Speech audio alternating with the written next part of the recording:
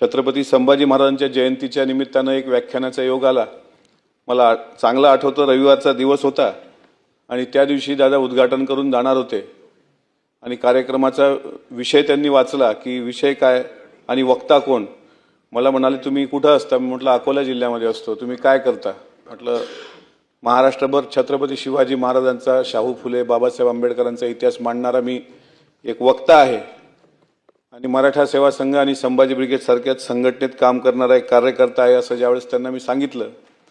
चळवळीबद्दल आता नितांत आदर असणाऱ्या दादांनी ते पत्रिका वाचली आणि म्हणाले तुमचा विषय आजचा व्याख्यानाचा। मी म्हटलं स्वराज्य रक्षक छत्रपती संभाजी महाराज। स्वराज्य रक्षक संभाजी महाराजांचा हा विषय म्हणून आमच्या पक्षात पण तुमच्याच नावाचे खासदार आहेत, डॉक्टर कोल्हे, अमोल कोल्हे, आणि ते पण छत्रपती संभाजी महाराजांचा इतिहास मांडतात आणि तुमच्या नावाचा आणि संभाजी महाराजांचं काही सख्य आहे का असं मिश्किलपणे म्हणाले। आणि माझ्या भाषणाला सुरुवात होण्यापूर्वी मी विनंती केली होती आयोजकांना की दादांनी कार्यक्रमाचं उद्घाटन करून निघून जावं पुढं, पण दादांना कोणीतरी सांगितलं आयोजकांपैकी की दादा भाषण संभाजी महाराजांचं चरित्र या वक्त्याच्या तोंडून ऐका, हा जरा वेगळ्या पद्धतीने मांडतो।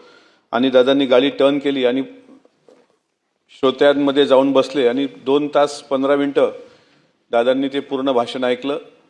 आणि भाषणानंतर ऐकल्यानंतर 3 महिन्यानंतर मला दौंड शुगर कारखान्यावरून त्यांचे स्वीय सहाय्यक अनिल ढिकले यांचा फोन आला। माझ्याकडे नंबर पण नव्हता, मी बीड जिल्ह्यामध्ये शिवजयंतीच्या व्याख्यानाला होतो। त्यावेळेस दादांनी म्हटलं मी 3 महिन्यापूर्वी तुमचं बारामतीला व्याख्यान ऐकलं, संभाजी महाराजांवर खूप चांगलं बोललात तुम्ही, तुम्हाला कधी मुंबईला येता आलं तर या आणि मला पक्ष कार्यालयात भेटा। त्यावेळेस पक्ष कार्यालय बलाट पेअरला होतं, पण त्या दिवशी ते बंद होतं आणि मग बिफोर बंगला होता विरोधी पक्षनेते धनंजय मुंडे साहेबांचा, आणि तिथे मला भेटीचा वेळ ढिकले साहेबांनी दिला। आणि त्यानंतर त्यांनी मला विचारलं की तुम्ही काम करणार का? मी म्हटलं हो, आमच्या पक्षात येणार का? दादा माझा काही राजकारणाशी संबंध नाही, पण तुम्हाला पाहायला भेटलं हेच माझं सौभाग्य समजतो, त्यामुळे तुमचं येत असाल तर तुम्हाला आम्ही पक्षात जबाबदारी देऊ।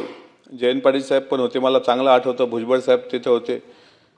हे माझा अनुभव मी सांगतोय आणि त्या अनुभवातून, कारण माझ्यापेक्षा सर्व अनुभवी लोक आहेत, तुम्ही प्रशासकीय अनुभव दादांचे सांगितले, पण मला एक खासगीचा अनुभव दादांचा सांगायचा होता। त्या दिवशी झालं असं की जयंत पाटील साहेब म्हणाले की तुम्ही बूथ बांधणीचा कार्यक्रम पक्षाच्या हाती घ्या। त्यावेळेस दादा मिश्किलपणे हसले, म्हणत हा बूथ बांधणीच्या कामाचा माणूस नाही आहे, हा जरा मैदान मारण्याच्या कामाचा दिसतो, त्याच्यामुळे याला महाराष्ट्रभर आपण फिरवूया। आणि शिवस्वराज्य यात्रा खासदार कोल्हे साहेबांच्या आणि उदयन महाराजांच्या नेतृत्वात महाराष्ट्रात निघाली होती आणि त्या शिवस्वराज्य यात्रेमध्ये सहभागी होण्याकरता दादांनी मला म्हटलं की तुम्ही या यात्रेमध्ये सहभागी व्हा। त्याच दिवशी पक्षातल्या अनेक लोकांनी पक्ष पण सोडून दुसऱ्या पक्षात गेले होते, पक्ष खाली झाला होता आणि जवळपास दादांनी अमोल कोल्हे, खासदार डॉक्टर अमोल कोल्हे साहेब यांच्यासोबत मला महाराष्ट्रभर एक संधी दिली। शिवस्वराज्य यात्रेच्या माध्यमातून मी महाराष्ट्रभर फिरलो आणि त्याच्यानंतर 3 महिन्यांनी 2019च्या विधानसभेच्या निवडणुका लागल्या आणि मग मला पण लोकांनी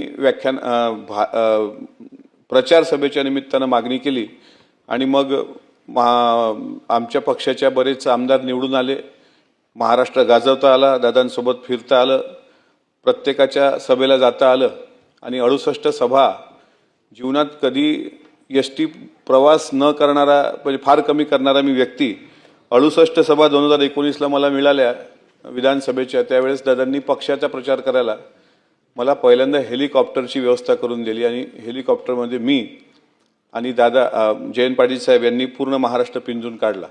तो माझ्या जीवनाचा पहिला हेलिकॉप्टर प्रवास होता। पराभवानंतर एक रमेश थोरात, दौंडचे विधानसभेचे सन्माननीय माजी सदस्य, त्यांचा 650 मतांनी पराभव झाला होता आणि कार्यकर्त्यांनी एक पराभवाचा मेळावा घेतल्यानंतर दादांनी म्हटलं की एखादी सभा जर धनंजय मुंडे साहेबांची किंवा दादांची किंवा कोल्हे साहेबांची झाली असती तर ते 700 मताचा फरक निघाला असता। तर कार्यकर्त्यांनी म्हटलं जाऊ द्या, आता विधानसभा गेली तर जाऊ द्या, पण त्यांना विधान परिषदेवर संधी द्या। तेव्हा दादा चिडले आणि दादांच्या तोंडून आपसुक निघालं की काय आता तुम्हाला विधानसभेत संधी देतो, त्यात तुम्हाला निवडून येता येत नाही, आता विधान परिषद पण मागता। आता नाही, त्या पोरगं लय फिरलंय जरा पक्षासाठी, त्यानं जीवाचं रान केलंय, मी करन तर आमदार त्यालाच करन। आणि ती टीव्हीवर बातमी आली, त्यावेळेस मी अमरावती जिल्ह्यामध्ये एका कार्यक्रमामध्ये होतो आणि मला वाटलं टी व्हीवर अशी बातमी जरी आली तरी हे किती म्हणजे सुखद धक्का आहे हा की. यावर तुम्हाला काय वाटते कमेंट बॉक्समध्ये लिहा. चॅनलला सबस्क्राईब केले नसेल तर नक्की सबस्क्राईब करा. जय महाराष्ट्र.